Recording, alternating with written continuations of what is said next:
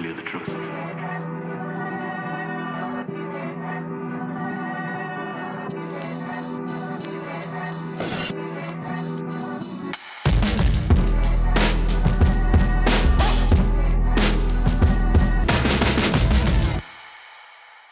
Amen. Well, welcome to the Fearless Podcast. This season, we're declaring war on fear. Yes. Wrote this book, Declare War on Fear, and we're allowing it to transform our lives, what God's given us. And got on the podcast today some close friends, and can't wait to hear your testimony and this cool shirt that you got on, the story behind it, and it's got like a Run DMC vibes. Yeah. With the leather. Your wife designed it, right? Yeah, this is my wife's her swan song from Adidas. So Yep. she was on contract for a little bit. She was designing Beyonce's collection, Ivy Park. And then this just released, so I'm fortunate to be dressed by my wife in a good way. There you and go. I get to wear the samples. We Come order on, the man. same size, so we can both wear it. Well, we're gonna definitely have to hear more about your wife designing for Beyonce and what that was like. It's and insane. we might have to sign an NDA. I don't know. We'll do that part of it. But Seth, why don't you introduce our guest? Yes. So we're thrilled to have this true skateboarding icon with us. This man of God is the founding rider for Shut Skateboards, which later became Zoo York. He's not only a top-ranked amateur and a founding rider for World Industries and Planet Earth Skateboards, but he's also a comedian, an entrepreneur who has launched Rhythm Skateboards and co-founded Audio Footwear. His creative tricks are still fundamental in skateboarding today, and he continues to shape the industry as a mentor and team manager. He's also a wonderful husband, a great father. What has this guy not done? Welcome to the podcast, Felix Arguelles. Until he Yeah, said, come on. It sounded great, man. until he said my name, I was looking for the guy. I was like, where's that? I was like, I want to meet this That's all dude. you, man. Zoo York? I didn't even know Zoo York. York. That's awesome. Yeah. I used to own Zoo York clothing when I was a kid. I gotta call what do you call it? Not a timeout, but a pause for a second, Okay. because I have to honor you and your wife, and you guys saying yes so long ago. Because thanks to that yes, my wife and I are covered. We've seen the impact you've had in the neighborhood for the last 10 years, and it's beautiful that we could actually walk out that truth of supporting the local church, because we just walk over here and we just skate over here when my son wants to skate. And if everyone was as faithful as you are to a yes, everyone could support the local church, because the dots would just be connected so close to where we could all just walk somewhere and find a safe space and build community and get people closer to God. So you guys have made a huge impact in my family, and I can't start talking about myself or whatever else without just stopping to honor you for that. Thank you, Yeah. Felix. And the book's phenomenal. I read it in about a day and a half, and chapter 7 rocked me. Get a stronger source. I'm about to start my second read. When I read books, my first highlight's yellow, and then I'll go red and maybe even green, and the good books are Rasta. So I kind of, because I like to There see you what go, I missed. man. I like to see what I missed Nice. the that's second cool. read, yeah. You have to do the audio version on one of them. He Since worked, I spent 2 he weeks worked recording so it. hard recording that audio. Everyone That's needs awesome. to hear But the audio, Zoo for York sure. thing, so I'm part of a really small crew of skaters from New York City called Shut Skateboards. And Shut Skateboards was kind of like Dogtown is on the West Coast. Okay. We were on the East Coast. And it had kind of its time figuring itself out or whatever. And then when it got bought by a bigger company, it later became Zoo York. So I'm part of this founding team of guys that later went on to build Zoo York. Wow. That's wow. incredible. You've done so much, Yeah. and every time I'm with you, I find out something else that you are a part of or can do or whatever, and it's just beautiful seeing you and your family at church every week and being a part of our lives. I mean, we've seen each other in the city so many times, and I always prayed, God, put that guy in my church. I like him. I want to hang out with him more, and now your family's here, and your son is so cute. Yes, Lion. Lion, the legend. The impact your church has had on my son is ridiculous. We walked away from maybe second or third gathering here, and he was dangling the Jesus having the paralyzed man lowered to his feet coloring page. And he just keeps waving it over his head, and he's like, no, no, no. They made a hole in the roof, and they lowered him to Wow. Jesus' feet, Wow. and the man was paralyzed. My son's 4 years old. He doesn't know any of these words. Yeah. He learned them all in kids. So I bought the gang at Kids a big batch of sunflowers one day. I didn't know how to thank them, and I still don't know how to thank them. That's amazing. But your guys, I mean your girls sure they and guys loved and it. everybody at Kids is just pouring Buy so the much girls into my son. sunflowers and Yeah. the guys sunflower seeds. Okay. That's it. That's Yeah, it. my son There is you something go. else. Yeah. Oh man, yeah, he is awesome, and he's a really good skateboarder. Yeah. So we live in an event space similar to this, about the size of a basketball court, and we live up on a loft. So to go from back to front, we always had a skateboard laying around. So as soon as he could crawl around, he started crawling on his belly and just kind of supermaning around. And then me, skateboarder dad, as soon as he could stand up, I gave him a shrug. Yeah. He didn't know how to get off. Yeah. But I was watching him run and fall. I was like, he'd fall off a board the same way he falls on his feet. Yeah. And now he pushes across the city. And in the mornings, he's like, Papi, can we skate the city? And I'm like, of course we can skate the city as long as you want. And I don't know how long it's going to last. And we get millions of not millions. We get thousands of comments that say, put a helmet on him, put a helmet on him. I'm just like, He went through his helmet stage, but then his hair got so big. I don't have that problem. Yeah. His hair got so big that he didn't want to wear a helmet anymore. It'll cushion his fall anyway. So. Yeah, and as you learn how to skate, you learn how to fall. And people who don't know that, like, Yeah. I think they're just jealous of his hair. probably, yeah. They're like, hide that hair. I don't have it. Yeah. Yeah. Yeah, what an awesome. We were at the playground yesterday, and there's this little balance beam and a couple mushrooms that lead up to the balance beam. So he takes 2 steps, and he's going across the balance beam, and he loses a step, and he bumps his nose on a little mushroom thing. No one's telling me to put a helmet on my son at the playground. I'm the only person that's nervous at the playground The because playground's more dangerous. I'm telling you, when he's hanging up there, like, help, help. If Yeah. I'm not paying attention, Yep. just roll around Oh and fall my on his neck. God. Like, I'm more worried about him at the playground than I am on him on a skateboard. Yeah. Yeah, you have got him as a beast on that skateboard. I mean, he's probably already got some deals coming in the works. Probably. And amazing family, man. Just hearing even, tell us, let's start with you and your story of meeting Jesus, salvation for you. And I think it involves your wife. Yeah. I think you've done all these great things in the world, skateboarding. I mean, these are things that people dream of doing. But I think one of your greatest stories you've told me is how you met Christ. Yeah. And tell us about that. It's funny because when you look back, you have different language for stuff that you didn't have before. Because my first look at Jesus was seeing my father move in our house. I could have never put those words to it until I have them now to use them. But when I look back, I see everything my father did. And when I first went to church, my father's from Cuba. He went to school with Castro, actually. So he, What? Wow. Yeah. So he left Cuba to escape communism. Like same class? Yeah, they had political science together.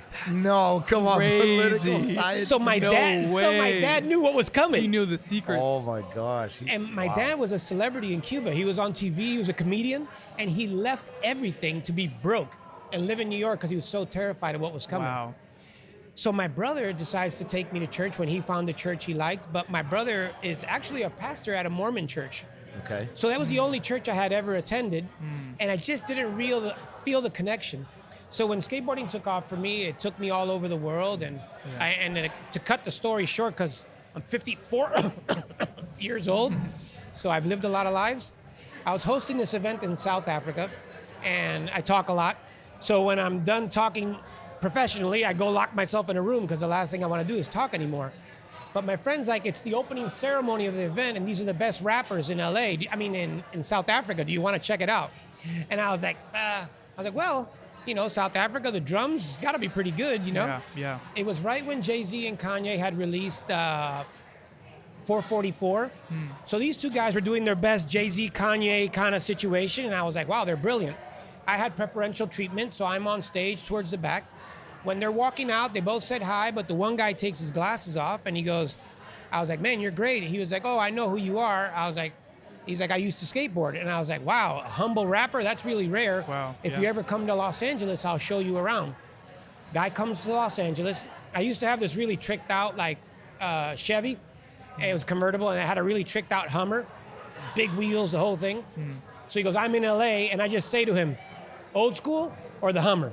And he said, old school. And I'm like, where are you at? He's like, Cabo Cantina on Hollywood Boulevard. Pull up to Cabo Cantina with the most obnoxious old Chevy you've ever seen. It looks like Boss Hogg, if you ever watched the Dukes of Hazzards, the big 26-inch wheels. And he's sitting on the balcony with his best friend's little sister, who's going to school in Fidham, and they're having some cocktails and stuff. I come in, it was a funny story. I don't know how many details to get into, but while we're sitting there, I pay for the table because I was just trying to be hospitable. My wife gets angry because in South Africa, if you pay for the table, you're expecting something in return. And your wife at this time wasn't your wife. She's wasn't my wife, was just a friend of a friend. Friend of the girl at the I didn't even know her name yet. Yeah, I didn't even know her name yet. yet. She gets mad at you already. She's a little offended. You've had your first fight. Yes. Starting we don't early. know each other's Starting names. early, yeah. There you go. That's how you know you got the one. Then someone comes over to the table and asks to shoot a photo with me. So she's whispering to Leslie, oh, of course, your friend shows up in the obnoxious Pimp My Ride car and someone needs to shoot a photo with him and he's trying to flex and pay for the table. And then all of a sudden it was time to leave and we were going to hook up again to go out at night. So they're having a hard time getting in an Uber and whatever else, but she was angry at the Pimp My Ride car, but the Pimp My Ride car gave her a ride home. So I got everybody back to their hotel. I got everybody back to wherever they were needed to go. And then we met back up at the end of the night. So that night, some place had opened up on the west side for the first time, and I was pretty connected in the entertainment industry and going out and all this stuff. And she had wanted to go there, but there was a lot of people outside and they couldn't get in. I drove from downtown LA all the way to the Standard at the top of Sunset. If you know LA, you know how tough that is. And then to drive to Santa Monica. So I've now picked up this guy. I'm trying to be the host with the most. I'm now about to board the 10, and she goes, don't even come. There's no way we can get in here. And I'm like, what's the name of the place, whatever. So I start sending text messages. I put out the bat signal, and all of a sudden my friends get back to me, and they're like, yeah, no problem. Walk up to this person, say you're with this person, whatever. The girls are walking out of the parking lot. We pull up, we grab them, we walk to the front of the line. A couple hundred people are angry at me. I say whatever to the person whispered in their ear, and we walk right in, Moses in the Red Sea. Yeah. Which is pretty typical in Hollywood if you're in the right circle. Yeah. Once again, my wife's kind of like, what's going on here? But my friend was ecstatic. He's the biggest rapper in South Africa, and he's doing it big in Los Angeles. This is amazing. He's in the studio with Travis Barker, Scoop DeVille. He shoots a video with Matt Alonso. He's having the most amazing week in the world. And I'm thinking to myself, wow, this one really lined up for him. I'm going to have all of South Africa outside my apartment when he goes home.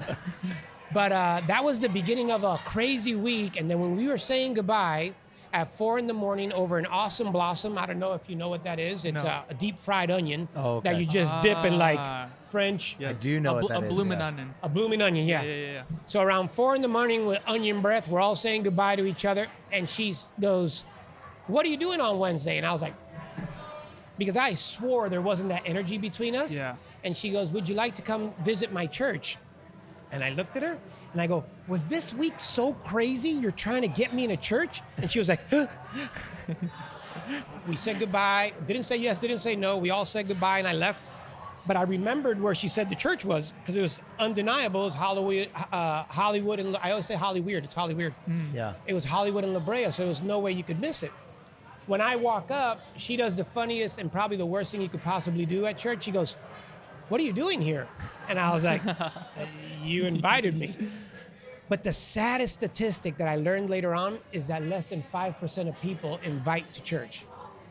What a sad statistic that we have what we have and we don't offer that to other people. So I walked in and I totally tripped out because I had never experienced like something like this. I experienced my brother's church. Yeah. I experienced weddings at Catholic situations, and I had never experienced a vibrant expression of who Jesus is that was speaking a language that I could understand. My brother and his Mormon congregation read out of the King James Version, so I knew that. My father read out of the King James Version, but in Spanish, so I knew that. But I didn't have a grasp on what was really being said. And to me, it was Shakespeare. I didn't connect with Shakespeare in high school. I didn't connect with Shakespeare at the church whenever I was there. Yeah.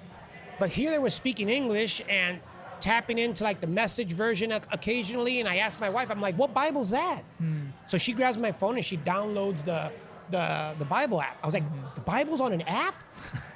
And everybody stands up for a song and I'm sitting down and I'm looking at her and I stand up and I go, how's everybody know this music? And she's like, well, if you start coming, you'll learn the music. Yeah. And then all of a sudden I sit back down. Because how old are you at this time? What year gosh, is this? 43. 43. 43, yeah. This was 10 years ago, so 2013. Yeah. Got so it. I sit back down and I hit my friend at Atlantic And I go, hey, bro, do you sign Christian bands? He goes, what are you talking about? I go, bro, I'm sure they speak English. I'm sure they can sing something else. The girl sounds like Bjork and the guy sounds like Enrique Iglesias. I go, I'm trying to make a deal here. I'm trying to make a deal. He's doing business at She's church. wondering what I'm doing. The people next to me are watching me work a deal on my phone. Oh my and God. then I text my brother. And then she's wondering what's going on, but I'm still sitting there texting in church. Yeah. And everyone else is singing and acknowledging everything that's going on. And I asked my brother, I go, hey bro, are the lights off at your church? And he goes, yeah, it's 11 o'clock here in New Jersey. I go, no, man, that's not what I'm talking about. I go, I'm at a church and the lights are off. He goes, oh, there's like a progressive expression of Christianity where there's like kind of like lights and a stage and music. And I'm like, okay, I'll get back to you. And then I stood up because I didn't want to be the one awkward person. Yeah. But then I never left. And then I never left, and I served in every capacity. I was seasonally on staff at moments for college and planted the one campus that's still added to the original campus that's in South Pasadena now. Just every time I was the here I am, send me. And I didn't see it any other way. Because it was so necessary, and what's going on here is so essential that immediately I was so confused. I lived right here in Luma, in a luxury loft. And when I found an empty warehouse, I got an empty warehouse because I wanted to give anyone who would come a footprint to be able to speak about a book, who may have not lived in town or who had something good to share. I wanted to gather people. I called it allies. I quickly was part of everything I'd be a part of because I thought I had to go back to New York to bring the gospel to New York like it wasn't there. Yeah. Because I just didn't know, but I knew how essential it was. Yeah. And then I saw people like Chris Durso, and I saw other people in New York City, and I was like, oh, this exists everywhere. It's not just here in LA in this one cross section of Hollywood and La Brea. I'm like, but it is as important to take it personally into every space that you go into. Oh, yeah. So my first fear that I had to overcome was I didn't want to push somebody away from it. So I knew I had to equip myself. I had to equip myself as good as possible so I wouldn't be a deterrent from someone closing the gap. Yeah. And then one of my old mentors, Pastor Ralph, he shared one of the most freeing things I've ever been spoken, I ever learned, was that I don't need to know what I don't know. And because I don't need to know what I don't know, I can get together with people a little further along and find out with them, and we can Bible study together, and we can then know together, and we all grow and build together. So being so free, it gave me the opportunity to be able to seed what could be the salvation and not have the responsibility of the salvation being on me. Right. I just had to share what I could. God would use you, and I'm sure he has used you in that industry in different places because you were saved later in life. So I've found many people that get saved later in life, they have a different passion to see people come to Christ because they've actually tasted the fullness of what the world has and found nothing in it, void in it. Yeah. The clock's ticking way louder, and the older you get, it just ticks louder and louder. And, Totally. And my wife and I just want to drop this in there. My wife and I didn't kiss for a year and a half. Wow. Because I had never dated in a church context. Yeah. In fact, one time You literally kissed dating goodbye. Yeah. That's a Christian joke right there. I actually one time brought 3 girls to church with me. And they were looking at me like I was crazy. And I was looking at the leaders going, well, God's going to sort it out. Yeah. I don't know. Yeah. I've never dated in this context before. Yeah. Why am I going to hide any one of them from any one of them? They can meet each other. I don't know. I'm expecting to be friends afterwards. No. I go, how's this working here? So survival of the fittest. My wife made it. Wow. So you were interested in those 3 women. Yeah, we were. Those are the 3 people I met while I was at church. And your wife came out. That seemed interesting. It was like top. Bachelor church version without kissing. I picked them all up in the Which same. is not Bachelor. Just not. That's what you're doing right now too, Seth, right? Yeah, a little bit. Yeah, a little yeah. bit. I don't recommend what I You did. didn't recommend it. Yeah, I do Lesson not learned. recommend what I did. I'm just being transparent here. Got it. love it. I'll have to make a couple phone calls real quick. Same car ride. I picked up all 3 of them, and as another one got in the car, they went.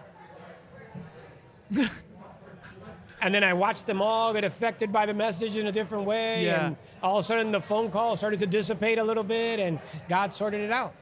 So about a year and a half into Tanya and I hanging out, she finally calls bluff, and we were at a party in Burbank, and she says, "Why not me?" Wow. And I was like, that is bold. and I was like, wow. And I go, okay, I'm going to be honest with you. I go, I'm 20 years older than you. You should date somebody your own age. I'm terrified to be missing from my son's life 20 years too soon. And I think it's not God honoring for me to rob you from a potential experience 20 years longer with someone else your own age than you being with me. You're my best friend. I love you. Yeah. And if I do say yes, we're getting married, having kids. I'm not even confused about this. And that's why I haven't crossed the line. Yeah. And she said, well, why don't we just focus on the next 20 minutes, 20 hours, 20 days, 20 weeks, 20 years Thank God for women. Of what we're doing and not on what could go wrong. Yeah. Wow. So a week later, I cooked dinner, I kissed her, and then 6 months later, we were married, and now we're married for 9 years, and we have a 4-year-old, and we've served in full-time ministry for 9 years of our lives. We all lost our jobs to it. I lost all my endorsements to it. Wow. It's really tough for a world to accept a flagrant Christian outside of the church. Yeah. And like you were mentioning, I'll give you another example that's pretty shocking. So I was hosting the biggest skateboard series there is in skateboarding. It's Rob Dyrdek's series. Nice. It was called Street League Skateboarding. Yep. All the big arenas, everything. Yep. And a believer, Paul Rodriguez, has a tattoo on his arm of Jesus. It's Paul Rodriguez, the comedian's son. Okay. So before the big trick, before his big moment, he would take a second, and they're introducing him, and he takes his hat and he kind of puts it over his face, and he picks it back up, and then he goes. And the producers were all frustrated with what's going on. What is he doing? Yeah. So they hit me in my headpiece, and I hit the cough back button, and I'm like, he's praying. You know, I know you guys aren't cool with me talking about. And they're like, no, I need you to talk about it. So for 6 years that I was the lead host of the industry, I had a 15-second ministry where I would be like, I don't know if you guys noticed, Paul Rodriguez has a Jesus tattoo on his forearm. So before he takes this leap of faith on his board, he has a word with the man above. Let's see how that works out for him. And if any of you guys know how good Paul Rodriguez is, worked out pretty good for him, pretty often. So it was unbelievable. And that first night that took place, I went back to my hotel room and I could not stop crying because I'm like, wow, God, you've taken me all over the world. You've given me a signature shoe. I've had autograph signings that lasted 3 hours in the sun because if someone came out to see me, I was making sure I met everybody. And this was in Singapore with kids crying who hadn't seen a pro skateboarder in person in their whole lives. Yeah. And I had all these moments to speak to all these people, and then finally you gave me something of real value to talk about, and you gave me a voice to millions of people. And if only it was for this one moment, then it was enough. Wow. But that was one of the deals that really hurt because when it fell through, I saw myself the same way as we see, I don't know, Charles Barkley or whoever, and I thought I was going to be a fixture as long as skateboarding was on television and the Olympics and all this stuff. But indirectly, directly, the president of the league at the time, my contract was up and I wasn't being re-signed, and we met to speak eye to eye, and I needed him to tell me that I wasn't the best for the position, but he couldn't really tell me. He was an Orthodox Jewish guy, and not for nothing, Jesus was Jewish too. I know a couple good Jewish people, and you know how that is. The entertainment industry is kind of difficult. Flagrant Christian, it might be a little conflicting. Might be off-brand for the league and for skateboarding and whatever, but I wasn't called to fit in. I was called to stand out. Right. So I'm having an issue because my producer asked me to speak about it. I'm speaking about it as politely as possible, serving the kingdom and serving the space I've been granted. Yeah. And he couldn't tell me I wasn't the best for the position, but they weren't re-signing me. And that was like one of the first big pitfalls after coming to faith, because although I believed through my family, I didn't accept it as my own until I was an adult. Yeah. And when I could understand it. And when I would hear the messages from the stage and it sounded like my father speaking to me. And I could hear the messages from the stage and it sounded like my father quoting scripture, but I now understood it. And how they say, we want to make you fishers of men. Yeah. But the most important thing is that you teach the men to fish for themselves. Right. Yeah. So once I could fish for myself and I dug into the scriptures, I found myself weeping so often. And I still to this day, I read the scriptures so much and I cry. Yeah. And it's such a crazy thing to read a book and cry, but I'm about to cry right now. But I'm driving home. We met in Burbank because he wanted to meet eye to eye. And I'm driving back and I'm passing my church, having an argument with God, and I would go off. I can't say what I would say. But in my private time, we were pretty open because I know I got grace and he's going to forgive me. So I was pretty open. It was a little BC conversations. Yeah. And I was like, it was midweek happening. And I was like, do I just drive home angry at God, angry at everything? Because here I am serving him with everything I got. And this is what I got from it. Or do I go worship it out? And I'm about to pass Hollywood Boulevard on the 101 coming south. And I said, you know what? Made a right turn. I went into church and I screamed at the Lord and cried. And I'd never sang that loud. Thank God everybody else was singing because he couldn't hear me. Yeah. And I cried and cried and cried. And then I would always give somebody a ride home. This guy, James, and I'd take him to a train station in downtown LA, and he would ride over to Long Beach. So he gets in the car with me. He's like, bro, saw you crying and everything, you know, is everything all right? I'm the wrong person to ask what's going on because I tell you, and don't ask me if you don't got time. So we drive into downtown. He has a little bit of time. I'm telling him what's going on. He's blown away, and then my phone rings and it's a number I don't recognize. And I'm like, oh, it's the network. They're trying to get me back. Yeah. So I answer the phone and I'm like, yeah, what's up? And they're like, oh, this is Chris Ortiz with the Do Tour at NBC. And I went, yeah. And they're like, yeah, we wanted to see if you wanted to host the Do Tour. We're going to be at the Ace Theater in downtown LA. Wow. And I look at my friend looks at me and I go, yeah, no problem. So I hang up. Yeah. I was fired in Burbank. I stopped to worship on Hollywood Boulevard. And before I went to downtown LA, I went from ESPN to NBC. That's incredible. I can't say that's going to happen for everybody, but it happened for me. Yeah. So there's these little moments that are just inexplicable. And I don't really need to have the explanation for it. Yeah. I just need to drop it where it is. Yep. Let it do what it does. Yep. And I can't wait to hear your guys' stories about what he does in your life. Wow. Yeah. That's awesome, man. That's awesome. I see you're preaching on your Instagram every day. Tell us about that. Why are you doing that? What is the focus? And what did the Lord tell you to do that? Besides just touching people, because I know there's a whole story to it. Yeah. It's interesting. I don't know if it's because I'm a New Yorker, because I'm Cuban, because I was a host by profession, but I think we somehow find ourselves, if you stay faithful, close to your gifting. I think we're all different puzzle pieces. I don't think any piece is worth more than another piece. Yeah. Sometimes you want to be the good-looking piece, but sometimes you're the corner. Corner's really valuable. If you start making a puzzle, you pick all the corners, right? Yeah. And you start building the puzzle.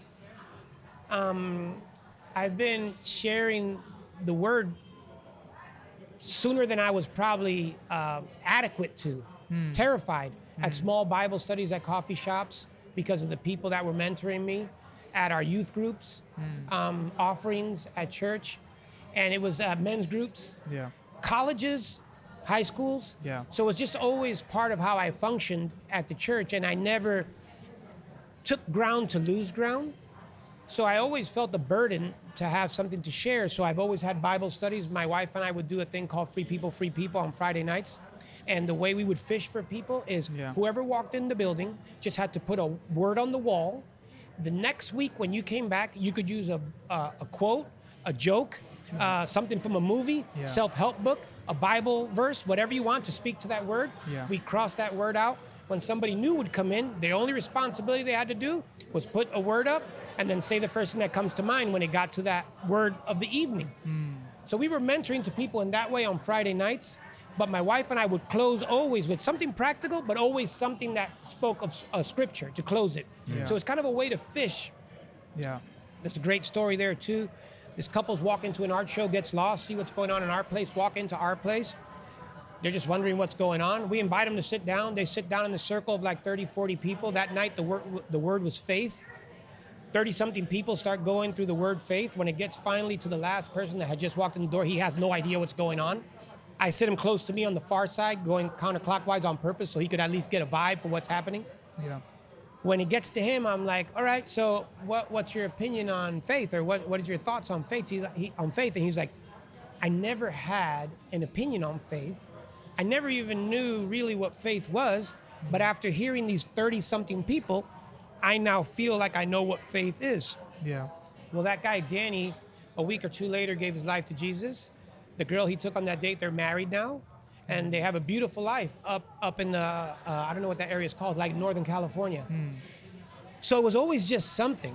And kind of like before I had Jesus in my life, I would just put up some positive affirmations and stuff. You know how you throw up memes and stuff? Yeah.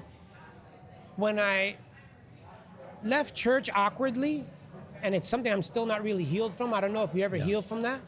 Something I've learned, though, that's pretty interesting is, as a skateboarder, you find this out real quickly. Yeah. Scar tissue is a lot stronger than a regular tissue. Yeah. So when you cut yourself, don't worry about your scar. It shows where you've been and what you've gone through, but that scar is stronger than your actual flesh. So it's a scar I live with, but I don't look at it as a weakness. I look at it as something to learn from.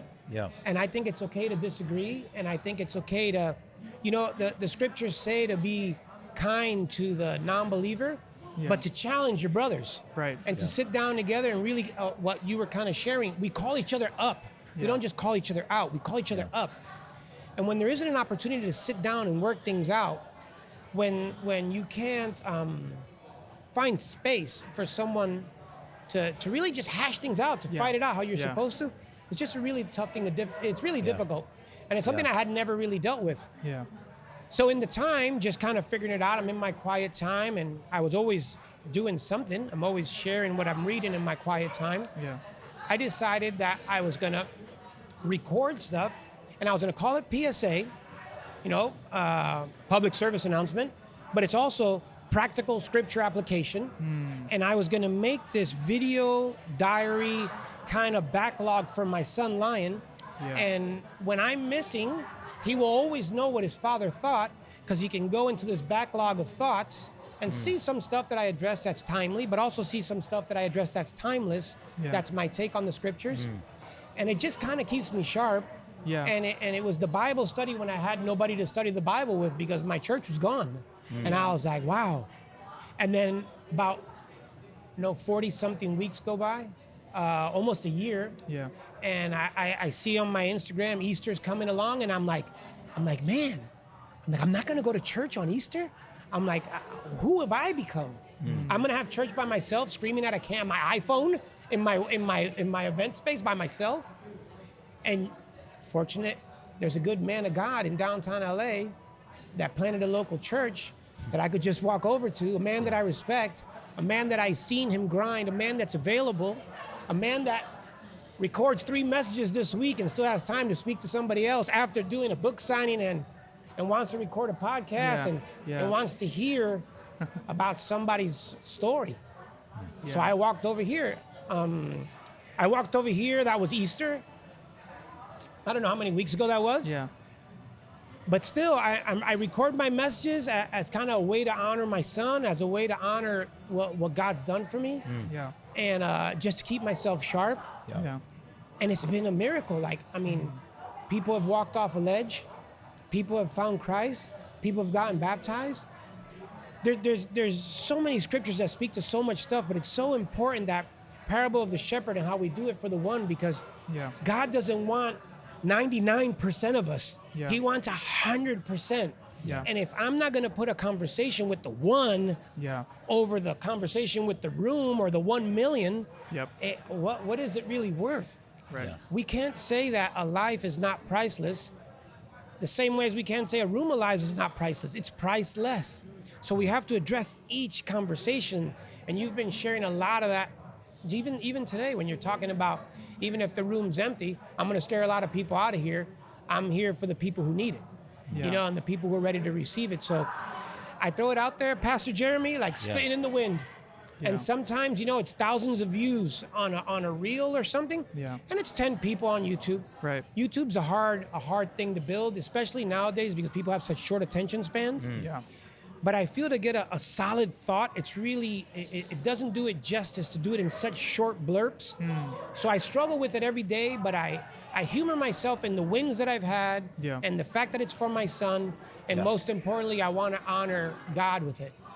So what a great accountability thing, even for you to like know, hey, I got somewhere I got to share the word, and something I can grow in the word myself. And I think you know, preaching does force you to study, even if, you know, they say, oh, don't study to preach, you know, but it really does force you, having something you have to say, to a group of people or someone that, a timeline forces you to go deeper even when you don't want to. Yeah. And just like being a mom forces, or a dad forces you to learn how to cook. Yep. Forces you, Yeah. hey, I got someone that's hungry waiting on me. Like being a mentor forces you to learn the word. And so I love that you're doing that. I love that you're posting those. And I want to talk a little bit more about, because you found our church and we've talked about this, like, as pastors, we've had to learn to say hello and goodbye to people all the time. And sometimes we get to say hello and goodbye, and sometimes we don't. And, some people move from one place to another out of anger or hurt. Some people move out of health, like there's transplant seeds that move forth. The Bible, Paul says this, one waters, one plants, one receives the fruit. And, we've had so many people that have gotten saved in our church, like just first time salvation. And that's beautiful. But I also think it's beautiful the people that God will trust us to transplant into our church, that someone else groomed the seed and really has been taking care of that seed. And for some reason, they were, whatever reason, whether it was a moment of disagreement or a moment of just like something new that God was doing in their life, or they got married, or they had kids, or, or there was another need. I think sometimes we can put moving churches, trying to only be on that problem that happened or that moment that happened, or, I think sometimes that's not all the way fair, because I think sometimes God is even He's allowed the disagreement or allowed the not be able to get back to each other because He knew that there was another church that needed those gifts. It's almost like, and I say this to you, I almost picture it like being in the Army at times. Is like, okay, the Marines out at the camp that we're ministering to out there might be a moment where their skill was trained there, but now needed somewhere else. And those Marines, they don't try to think of it so deep of that moment always, even though those moments are painful, because I think for me, if I go too deep on that, I'll feel like, man, I can never be good enough, because as a pastor, no matter how many meetings I have or whatever, I'm going to fail someone in my church. And I think it's sad if we look at those moments, and then there's people that you meet with them and then it just still doesn't heal it. It just makes it harder, because it wasn't really about the thing. It was really about God moving that person. He used the thing to make it faster. And then, he uses that thing, and I think for us, I've been asking the Lord for people like you, of maturity and wisdom. And, we have, this church is so filled with young adults. It's got, I always tell God, like, God, I need more mature believers, more families, and then God gives me more young adults. And then other churches are praying for young adults, and they just keep getting more wisdom, more gray hair. And so to say, wow, we have a guy that's 53 with his family, and a kid and a business and all these years, even though in comparison to some, you're a new believer. It's like those years are just magnified in your life. The quicker, when you get saved later, you don't grow slower, you grow faster, because you've already had life, and you're not messing around. You're not here. And so I think sometimes, could it be that no matter what's happening there, and I think years from now, there will be more healing there between you and your pastor. And I know that you deeply love him and that church, and you've never talked bad one time about that church. I can't speak bad about anybody who's invested in my life, because they made an investment. They made an investment. And my wife and I, we have this analogy. It's called big heart, little heart. And picture the two icons from a bathroom. And you could put the big heart on the male or the female or whatever, and the other one the little heart. If they both give everything they got, and it's still a different value, a different measure. Yeah. It still gave everything it got. It's kind of like the woman yoke. with the woman with the perfume. Oh, the alabaster jar. Yeah. She Yeah. gave everything she had. Yeah. So whatever the season was Yeah. that we couldn't come to closure, I have to understand that that came to be, Yeah. and maybe it's only going to be God that's going to clear it up. Yeah. And maybe something can happen. Yeah. But you Yeah. can't act like the glass doesn't break when it hits the ground. You now have a broken glass. Yeah. So it's totally. like it's something that I'm dealing with that's really difficult, and Yeah. it's like the loss of a loved one. Yeah. My wife and I, when the church locked down, and we couldn't explain, I thought this was a time to charge. When fear's out there, isn't it the time to charge? Aren't we Yeah. supposed Yeah. to stand in the gap when everything's completely going haywire? Over those last couple years during the pandemic and all that stuff, I lost more people than I care to share. It's in the double digits probably. Wow. And a lot of them, sad to say, took their life.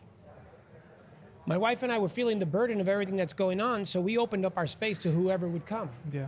By Easter, we had 150 people, and now we're taking 50 people to the beach for baptisms, and we're doing all this stuff. And it's just kind of like, what's going on? But somebody had to step in the gap, and I applauded you so heavily during that time because I watched you guys under the bridge. I'm like, Ma, these guys are under a bridge. I'm like they're just doing it because it's what you got to do. Yeah. And came Easter, on Good Friday, my brother-in-law takes his life. Wow. And my wife, I hear my wife shriek at like 6 a.m. He's in South Africa. So I knew what it was. I just knew what it was like because I could feel it had to be a death for her to shriek that way. So I sat at the top of the stairs before I went downstairs to see what was wrong with her. And I prayed and I just asked for strength and understanding somehow. Yeah. And then I found out what had happened. Nathan, my brother-in-law, had taken his life on Good Friday. Wow. Well, we had our space halfway set up for Easter. We have 150 people coming. Our brother just took his life. Yeah. Unfortunately, I feel such a burden that I can't be there for him, or I wasn't that called, but not more than my wife does. My wife feels it even more. That was her closest sibling, her best friend. But the space from South Africa to our time and the hours and the million things that are unanswerable until hopefully one day we see Nate again, I had to address in that second with my wife. And once we were done holding each other and the tears dried up and we just didn't know what to do, I looked at her and I said, what are we gonna do, babe? What should I call? And I know it was my position to make the call as the man of the house, but I knew I had to honor what she was feeling, and that was my place at that moment. And she said, we're gonna have our Easter gathering and we're gonna do the right thing. And if we can stop somebody else from doing what Nate did, that's what we're supposed to do. We're supposed to be the church. And I was looking at her like, Wow. Wow. and these are the things that we had to address. And it's tough not to bring that along. Yeah. Yeah. But I don't hold on to it as a deterrent. Many people have left the church for less. Yeah. And if you're gonna leave, it's funny because you were speaking about it today, and it reminds me of an analogy that I use. A lot of people walk into a church thinking it's a new car dealership when really it's a garage. And sometimes the pastor's doing a little work under the hood too. That's good. And we're all working on it a little bit. Yeah. So I understand that. We all got to do some work. Yeah. But we got to come together and do the work. Yeah. Yeah. You know, we can't be like, don't got time to work on that with you. Okay, and a year go by, okay, Yeah. you know. So, yeah, it's a loss that I don't know, like a family member. Yeah. You know, I think they called it the bride of Christ Yeah. for a reason, right? It's like Yeah. that's the I closest just- family member, right? I just want to say what's incredible is like your responses to these things that have happened in your life is just amazing. From the point where you go to this new church and you have no idea what it is with the low lights and everything. A lot of people's response might be like, this isn't for me, I'm moving on. Or your wife's response to her brother's death.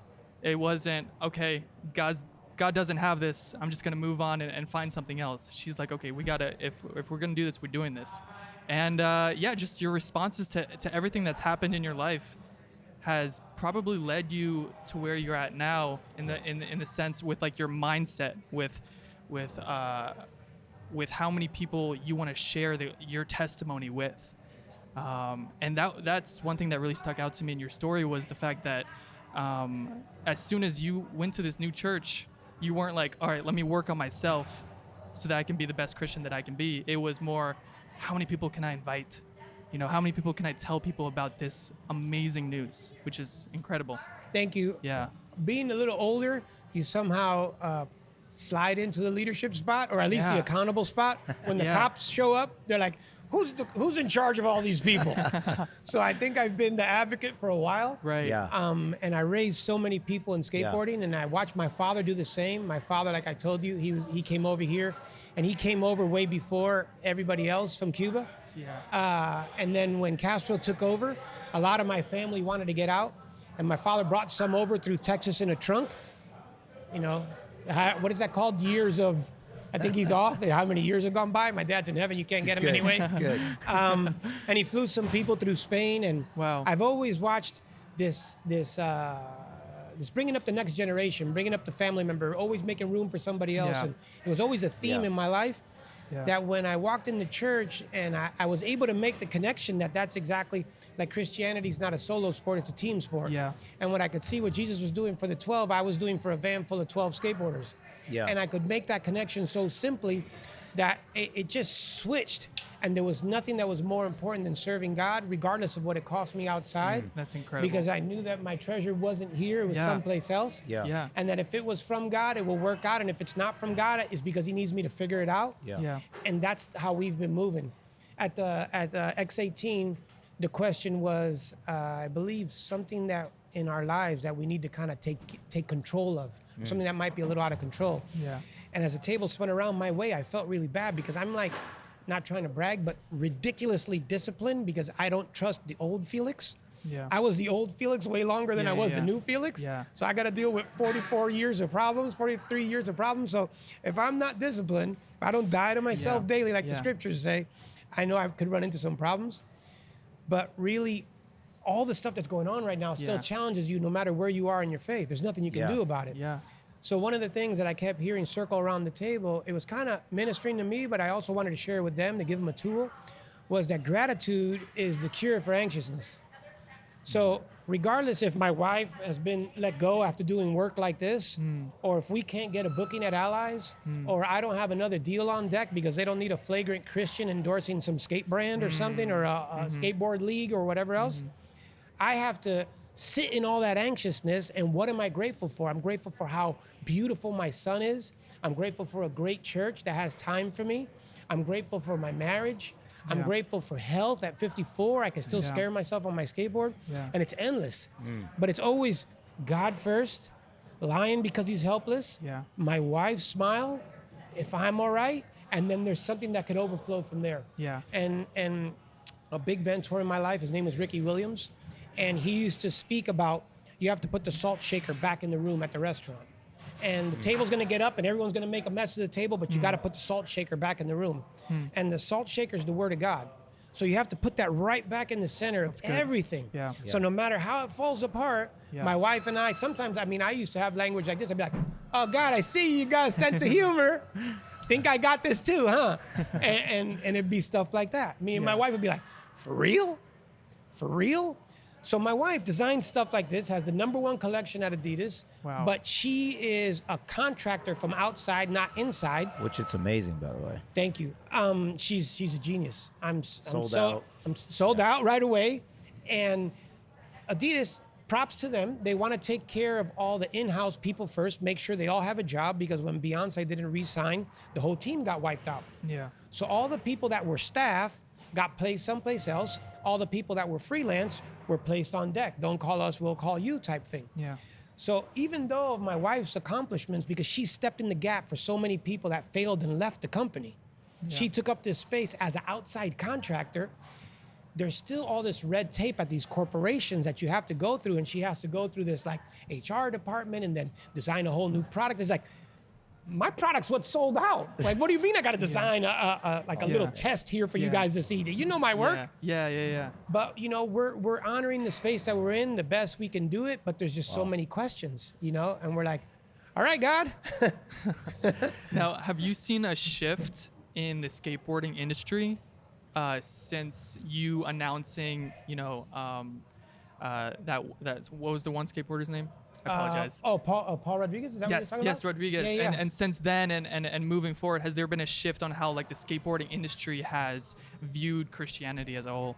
I think I think not behind the scenes, but more so the guys that are out in the mix doing it are a little bit more open. Yeah. Like I was so excited to see Kyle Walker here. Yeah. I think that's beautiful. Yeah. I think it's great that he found the space he feels comfortable in. He's from the Midwest. I know Kyle since he was a little kid. Yeah. I used to do demos at his skate park.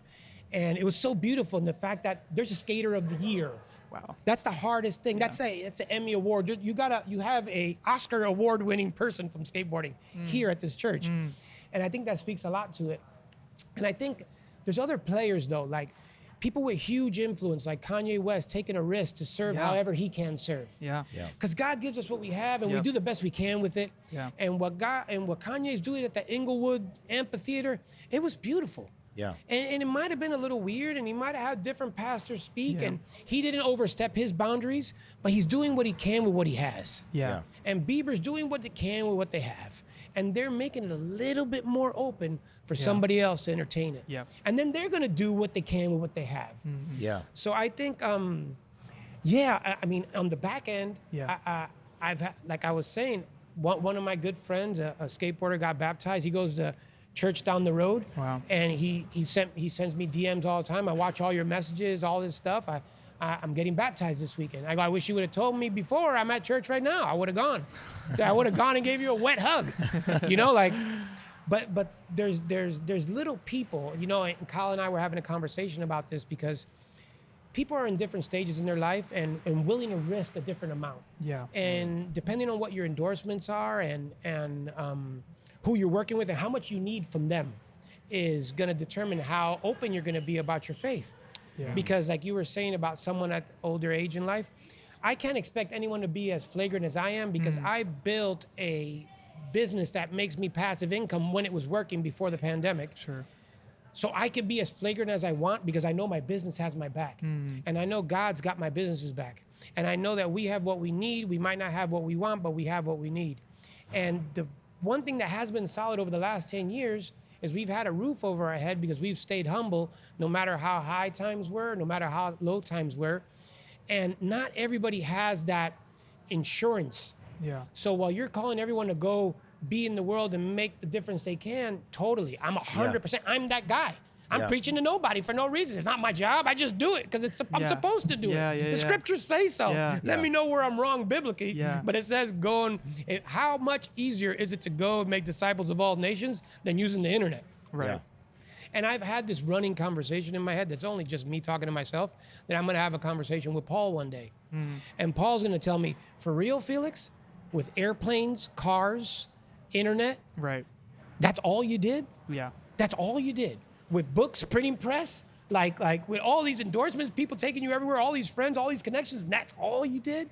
And I'm like, Yeah. I gotta get to work tomorrow. I gotta do something. I've always wondered, like, and it's a really good question, like, if Paul lived today with all the resources that he has, how much more, like, how many more people would he reach, you know? Yeah, that would be awesome to know. But, you know, it's unique because we are the Pauls of today, you know, and God chose us to be him. And like you said, everyone's all in looks different. Yeah. And you know, that doesn't mean that it's a less all in. It's just that you gave all that you could. And the woman with the widow's mite shocked Jesus. Yeah. And she gave way less than the other. And so I think even guys like Kyle or different guys in our church, I mean, it's a big deal to just be different than they used to be. Yeah. I tell some of the guys, you know, Brian was on this podcast, MMA fighter. Yeah. And I think it's a big deal that he's just working on not cussing. Yeah. It's just a big deal. And I didn't tell him to stop cussing. Yeah. I banged my toe. I think I might have slipped one out every once in a while too. Like, I mean, he's working on that, but it takes people take notice of something simple like that. He Yeah. doesn't even have to do this big sermon. Yep.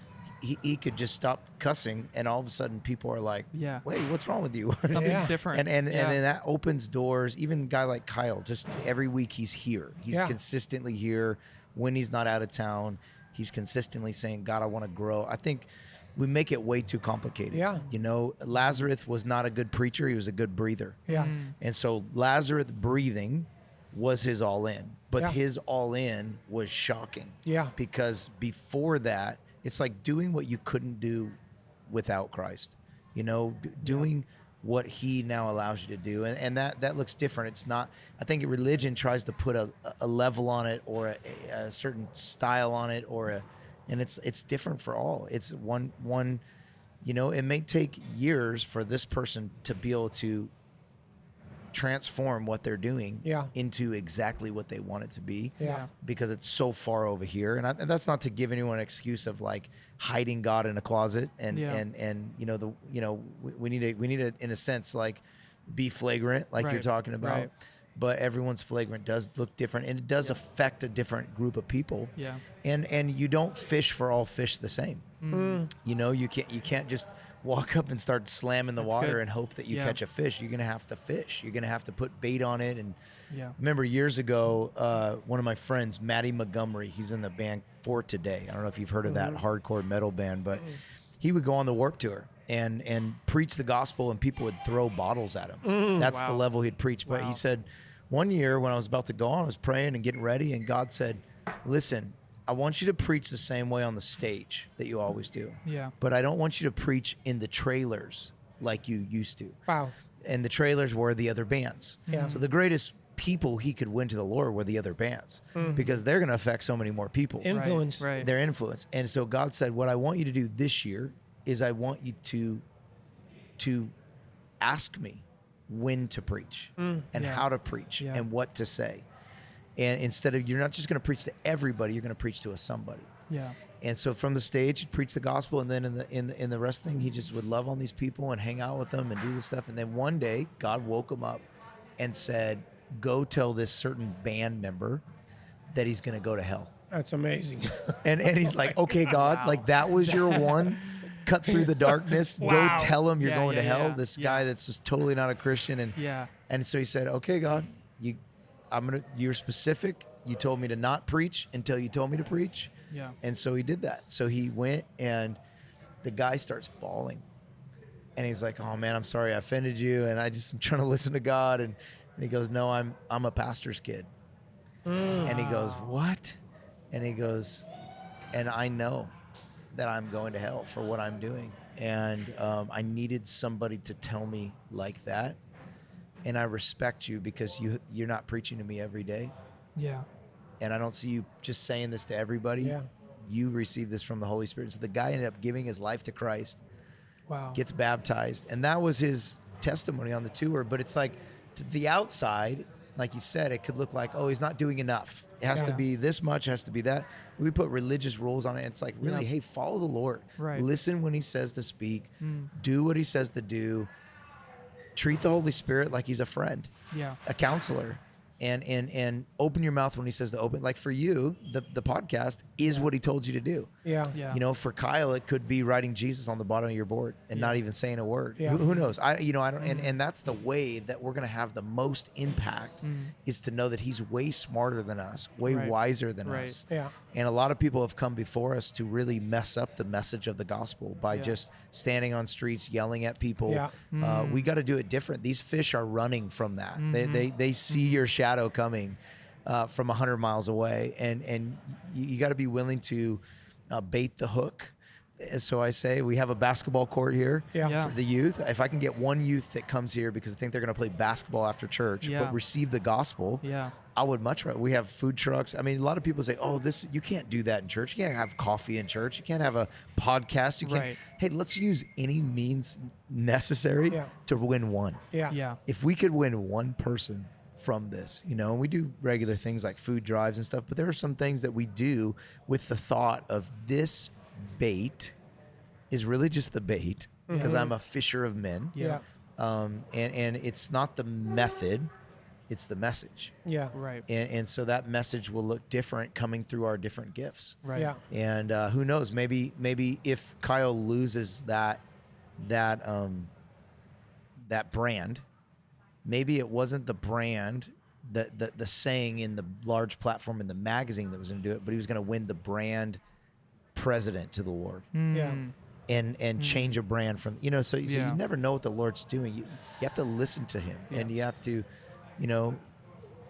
it's the difference between a machete Yep. and a samurai sword. Yeah. Machetes for hacking, and I think in immaturity we go and we just hack, Right. and we hurt people that way. Yeah. And I think there is a moment for hacking, right? Just like, hey, we got to, the plane's going serious. down. All right, Yeah. guys, we don't have a year here. Right. Today, if I mess this up, I'm gonna mess this up. Yeah. But there are people that sometimes Jesus was silent. Sometimes in your silence, you speak louder Yeah. than with 1,000 words. And I think, there's definitely a balance of that. And, I'm not advocating for never talking, but I think it's interesting what you said. We're having this conversation. I could lose this, and this. Well, if the Lord tells you to lose it, then lose it. Right. Yeah. It's And if he doesn't, then maybe there's another reason for that. If it's not a flesh thing, that you're just like trying to hold on to stuff and, because you lost your sponsors Yeah, a from bunch. preaching. yeah. But that was what the Lord told you to Not do. specifically like a turnkey. Like a quick, yeah. You but didn't it's even kind of know like why. the quiet thing in the room. Yeah. The phone calls stop Yeah. happening. All of a sudden, you're not being resigned to certain things. Did Yeah. you ever have at any point where you almost had fear or doubt that maybe God doesn't have a handle on this? Maybe I can handle it better. Were there any points like that? No, it's generationally, and if we're going to talk specifically in skateboarding, generationally, there's been people that have been more open with their faith. So El Gato is like a real old. His name's Eddie Elguera. Okay. He has a C3 church out in Palm Springs. Okay. And then Christian Hosoi is a epic skateboarder, one of my favorites, and he's part of a church called Sanctuary down south. Yeah. And Sean Mandoli is in Boyle Heights, and these are 3 different generations of skateboarders that have taken pastoral roles to kind of spread the gospel. And now we're seeing closer people who are really open with their faith to this generation. Like Ryan Sheckler just spoke at a Christian conference for the first time and shared his testimony. Wow. He's got a couple million followers, you know him from MTV and stuff. Yeah. And he's still up in the mix in all the contests and stuff. So it's becoming a little bit easier to share it. Nice. It's and I'm not gonna lie and say that it's just my flagrant Christendom that caused this. Yeah. Sure. But it's also something that's not of the world, and the stuff that's of the world is always going to be more entertaining because they got us in numbers. Yeah. So it's really tough when you're feeding the world. Your audience is way bigger, but when your sole focus is to feed the kingdom, it's a very specific niche that you're speaking to. So haven't even danced that dance in my head. It goes from like a sentence a couple years ago to how you were saying that it's like every day, but the idea is like I do a tease one day, I do a snippet one day, and then the message lives on Sunday in the YouTube.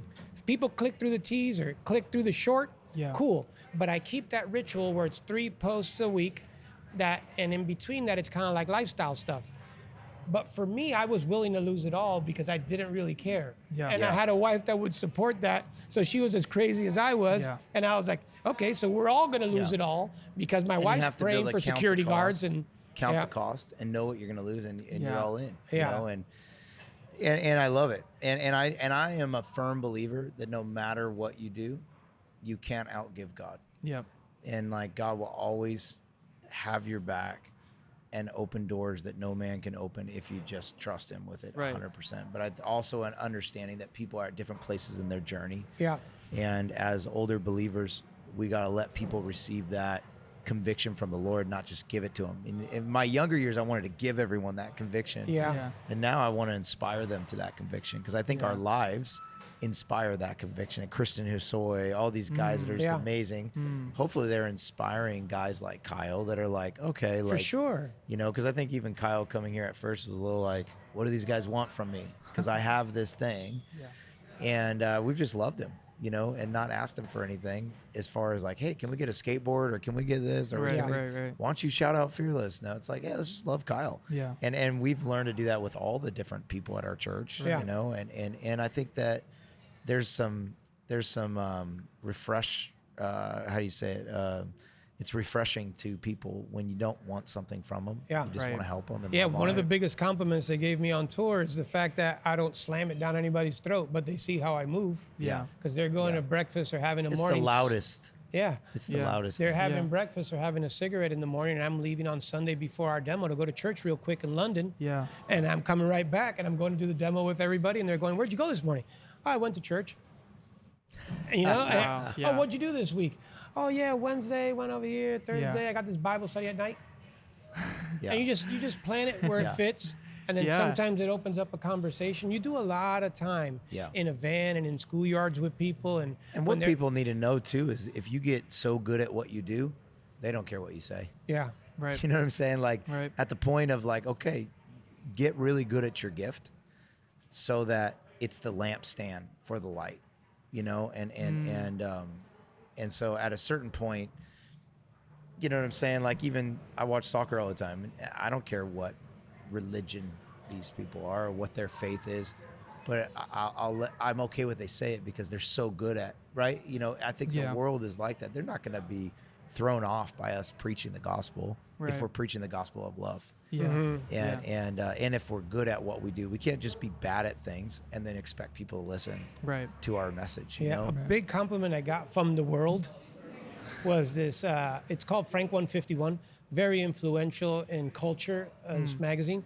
They shot me. They reposted one of my shorts, and they said, "I'm not big for people preaching at me or anything like that, but I like what Felix is doing here because half the time it's not Christianese. It's just a yeah, relatable yeah. thing, and Yeah. it's the whole premise of the practical scripture application, public service announcement. Made it simple. Just trying to make a Bite public size. service announcement, something you guys could work with. Yeah. Now, in with this. I want you to end with this Okay. because I seen that you are also now a fashion designer as well. Your wife Yes. designed for Ivy Park, and she's amazing. And I need to get the hookup still. Somehow give you the side cash to get. We got to pray. We got to pray hard she gets back in there. Oh man, because it's not sold out.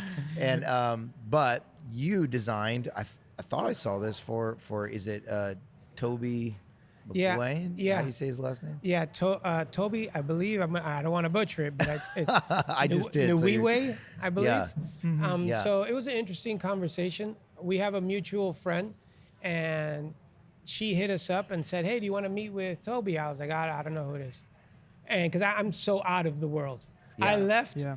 packed my bags, never looked back. My playlist is way different. Yeah. I Yeah, haven't totally. gone out since I don't even know how long. I don't know anything. Yeah. But the creativity is still in you. And skateboarding gave me a space to place design ideas. So I'm an unorthodox designer through skateboarding. It just gave me a place to harness my art, whether it Yeah. was t-shirts, stickers, boards, all this stuff, footwear. I had a signature shoe on Converse footwear. Yeah. Me and my friends started audio footwear, and we were right on the precipice of the resurgence of Tony Hawk. Right before his 900, we started this brand. My best friend was best friends with Tony. We got him to leave Airwalk and endorse the brand. Tony does the 900. All this stuff happens. Yeah. All of a sudden, we have Sean White on the team, Bam Margera. All this stuff is crazy. Wow. So I've been designing for so long, but at times I have a place for it, at times I don't have a place for it. But the reason my friend reached out to me was because Toby is a man of God. And you might entertain it because Toby's a man of God and he's trying to use his gifts in a certain way and whatever. And I was like, what's the guy's name again? So I go to his Instagram and I see that he has his family and his children everywhere. And I'm going, wow, this is really solid. And then I listen to him and he's like super talented. Yeah. So I'm like, okay, cool, we'll take the meeting. And obviously my wife has a lot of leverage because what she's doing as well. Right. So here's this skateboarder that's worked with all these people, and here's this woman who's worked with all these brands, and this is the couple you want to bring me, and they're pastors at a church before, and they have their own place where they gather people and all this stuff. Like, sounds right on track with what we're doing. Yeah. So we go meet Toby. I forgot what the hotel was, and we speak for a couple hours. Nothing about work, just about family, culture, God, just life. Yeah. He was a part of a church in Houston, I think. I forgot the name of the church for a long time before his music took off. And then his barber shows up because he had to get a haircut for something he was shooting at night. His barber's sitting in the lobby for over like 45 minutes. His manager's going, "We're gonna have to pay for like 7 haircuts if you don't like finish this meeting pretty soon."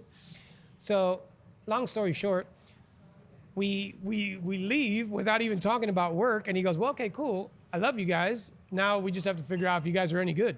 So this is the stuff that I'm thinking. Shoot us over some designs or whatever, and we'll see what goes on with it. So my wife and I go home, and we each delegate different deals, like what we have to do to each other. And she's doing this, I'm doing that. We're putting it together. We're building a PDF for Toby. We're stealing a head from here. This model looks good, and we'll use this cap and flip this pocket. So we put this thing together for Toby. Toby loves it. And then we end up doing the outfits for his video that was Toby and Steph Curry, and it was the first time Steph Curry rapped. Wow. And I have a friend of mine who's also a skateboarder. He's been working, he's in atelier. He sews stuff and builds stuff. So I knew I could work with him, and he understands my language, and we're friends for many years. And he built the stuff. His name's Holly. And then that one led to our next Toby gig, which was doing this stuff for Toby in Montpellier and for not Toby in Montclair. Yeah. For Pharrell right now in Paris Fashion Week. Wow. So we've done these 2 little freelance gigs with Toby, and I can't say a deal that he might have on the table right now, which might create an opportunity for us to be able to design on a regular basis. But what's interesting is skateboarding gave me an unorthodox way to design, and my wife is formally trained in design. She's a graduate of FITM. Yeah. And together we do stuff for our son Lion, and we do stuff for each other. Which is and awesome, by the Thank way. you. And we do stuff for whoever, because right now it's whatever God's providing is what we're able to like live off of. Yeah. And a lot of friends and relationships, and a little credit card line, and just There you go. just having That's all you a need. lot of faith and Yeah. praying harder, Yeah. and Awesome. yeah, Wow. and staying humble. Yeah, we can't wait to hear what that line is. Yeah. Maybe Excited. Yeah, so Adidas, maybe hopefully, Nike, or hopefully that takes who knows? off. Yeah, hopefully that takes off, and that creates an avenue, because we love Toby. We love what Totally. he's doing. He has a beautiful family. He has a burden for a burden for God on his heart, and that's something that's amazing. And the best compliment I could have gave him when we sat down before we even talked about work was, "I hope you're able to do what Kanye wanted to do with him. I hope you can do with your wife. And I hope you guys can pull this off, because I was praying that Kanye was going to be able to pull it off." And Kanye's still figuring out Yeah. what he can Yeah. do. And I pray that you can pull off what he started. yeah. You know, and I'm still praying every night for him and his Yeah. family and what he's doing. And That's good. And just thanking him for giving us a shot, and amazing. thanking God for bringing Yeah. us together, creatives, right? Yeah, wow. That's Well, cool. who how better God than the just puts ultimate that creator? together. Yeah. And that you didn't even know who he was, and Yeah. that's probably made It was. him love you more. I told him when we sat down. I looked at him. I go, "This is gonna sound crazy, bro. 1, never heard any of your stuff. 2, I said I didn't want to meet with you, as if I'm doing you a favor." He started laughing, and then all of a sudden we found out what friends we had in common in Houston and in the industry, Yeah. and how God was always first. And they'd be like looking at each other like, "Wait a second. You did offering? Oh, okay, hold on. No, these guys are serious if you did offering." Like, and it was just really funny, because he's a church kid. Yeah, Yeah. That's awesome. That's awesome. Well, it was cool to see, and I didn't even know. I didn't even know that. You know, it's funny how we learn these things from something else that we were doing. Totally. You know, I think it's good just people find each creative other in sometimes. life. Yeah, Yeah. and then we Sometimes. become a designer all of a sudden. We become I love that about you, that you're willing to just step out and make things happen, and you're an entrepreneur. Really, it's the entrepreneurial spirit on you. It wasn't really ever skateboarding. It was just that you were advancing. You're a pioneer, and you were advancing something, and it happened to be skateboarding, Yeah. and then now it happened to be fashion. Now Yeah. it happened to be preaching. It happened to Yeah. be advancing the church. God raises up these pioneers for a reason, and I'm just thinking, hey, one day in Fearless, man, we got a future campus pastor here of Oh my God. some location. We just got to That's pray the- about where. That's Right. the highest. That's the highest compliment in my world. And honestly, it's something that's really interesting. It just hit me yesterday. There isn't a heavier call in life, but there isn't a more honoring call. And the interesting thing is, no matter how worthy you are, no matter how long you've been doing it, no matter if it gets really easy for you, Yeah. the call doesn't get lighter. Right. The call is just Yeah. as weighty. Yeah, That's God good. hands you good. another one Yeah. where you have to Yeah. trust him again. Yeah. Well, hey, bro, I thank you so much. Thank you, bro. You Yes. are declare war on fear. You are Yes. doing that. You are right here in downtown LA, Yeah. where everyone's running. You're raising your family and raising them right, and you are proof that light works in the darkness. Thank you, bro. Yeah. And you are a man of God and a man of integrity. And I think so many young men, whether they're ready to like lay it all down, it's great to see someone that did. Yeah. And is still alive and still going and Yeah. still doing big things, and that God still opens doors. And I think that is the greatest message that you have. And you are going to be around to see Lion grow old and to see him do great things. And ultimately, we're not their fathers, but God has us in their life for a reason. And he needed a father that wasn't 25. He needed a father that, that had lived some life, because he has such a big call. He needed that wisdom right off the bat. He wasn't going to have a whole bunch of grandparents hanging out with him.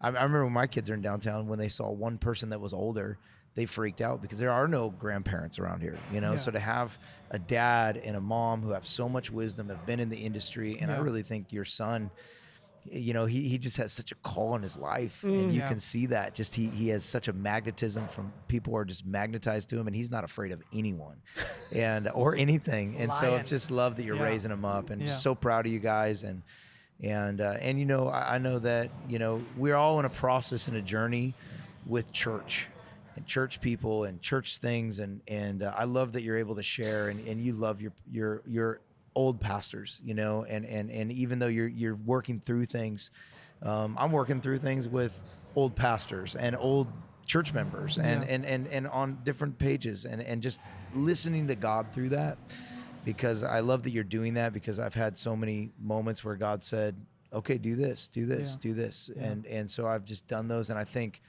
it's guys like us that are going to help this next generation in how to do church, because there's not a family that's not broken.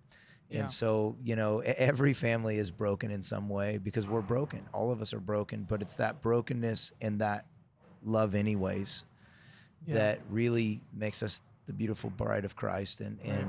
So anyways, I just love you. I'm thankful for you. And I just can't wait for the many years of what God's going to do with your life, your family's life, and in Lion's life. Love seeing him grow up, and love hearing your testimony. And I'm sure so many people out there do. Can you pray us out and say a prayer for someone out there maybe that's trying to think about the industry or how to be used of God? And they have some maybe things that God's telling them to lay down and to trust him, even if they got fired or even they got let go. I mean, you're talking about losing brands and stuff like that subconsciously, but they may be thinking about they could lose their job at McDonald's, and and they're scared to just step out, and you're still here. You're proof that we can trust God and we can live life to the fullest. And that all in, those little all ins, it's a journey with God. So it's like just the next step. It's just, hey, can you take one step with me? God, it's a light unto our path, not a floodlight. It's a lamp unto our path. And so it's just one more step. Maybe someone is out there watching and they're just trying to take a step away from fear, a step away from the fear of man, what man can do to us or not do to us, or what man can give us. And you have lived a life where you're saying, I'm going to honor men of God. But I'm not going to fear man. Right. And so would you pray for anybody watching that's just like in those things and they're thinking, can I raise a family? Or, maybe they're new to Christianity. I mean, whatever they saw in this, I think just God's going to give you some words in this prayer. Thank you. That's the first and foremost thing. Thank you for it all. Thank you for the highs, the lows, the fear that became fire. Thank you that the fear doesn't stop coming, because it reminds me that I'm alive and there's new fights to fight. And hopefully this can catalyze someone who's yet to step into that fire that you are all consuming. And when those become the thoughts that lead the moves that then follow the fears, it all starts to fall into place. But we have to believe in your time and not our time. I know we take the step, but we have to take the step that you have illuminated before us. And it's step after step that you illuminate that will lead us to the purpose that you have for us.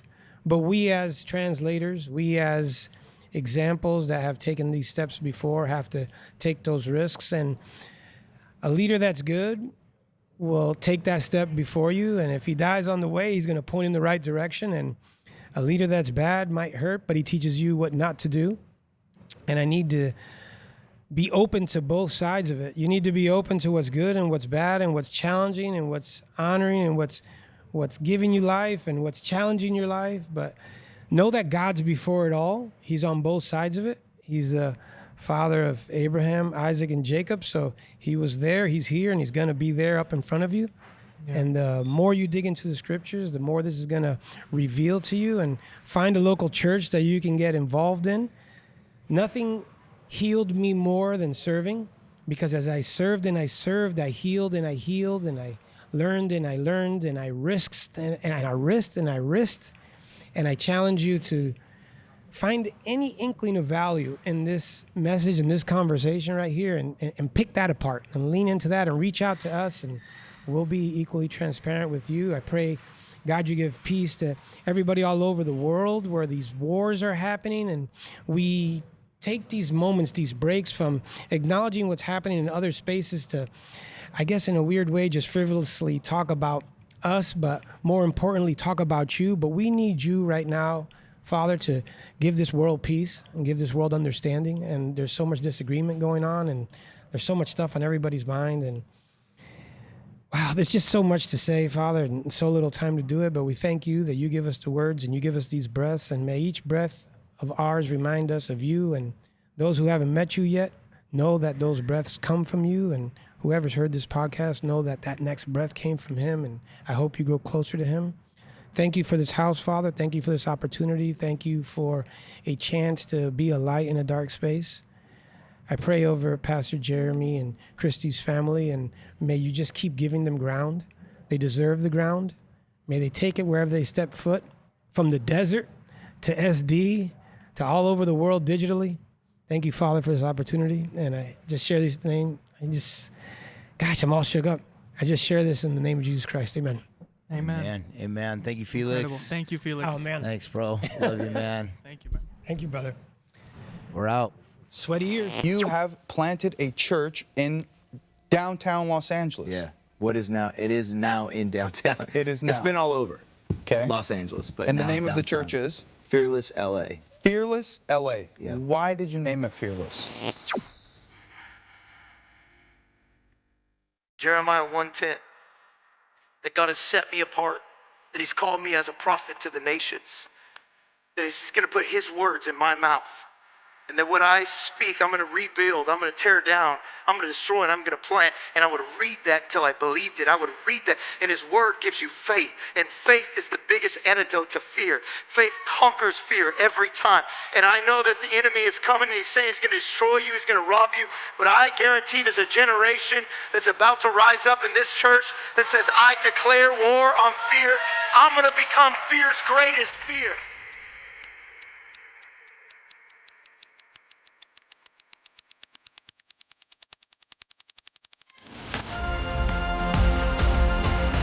The Bible says the truth will set you free. Not your truth, God's truth. Not relative truth, not subjective truth. Absolute truth will set you free.